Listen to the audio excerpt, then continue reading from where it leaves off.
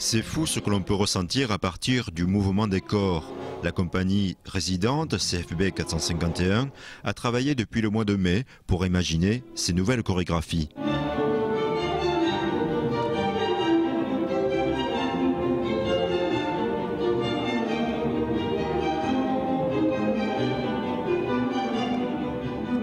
Ce spectacle s'intitule Valse en 3 temps. En solo, duo ou trio, il a été découpé en 3 séquences de 20 minutes. Celles-ci diffèrent totalement, un choix délibéré.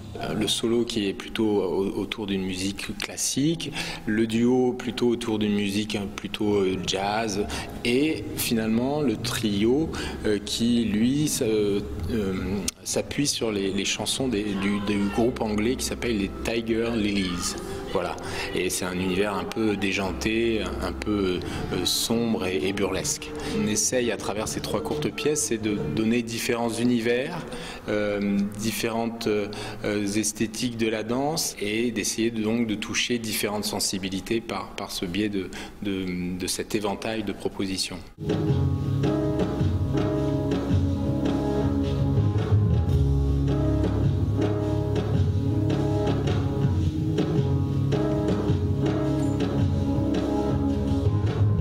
Un éventail de propositions dictées par le directeur du théâtre. Chacune des 3 chorégraphies servira de levée de rideau d'un civil de l'agglomération à l'occasion d'autres spectacles. Une méthode choisie pour attiser la curiosité du public. Il y a beaucoup de gens qui n'ont jamais vu ce type de spectacle et donc qui ne savent pas ce que c'est. Et c'est l'occasion de leur dire, bah voyez, en 20 minutes, voilà ce que c'est.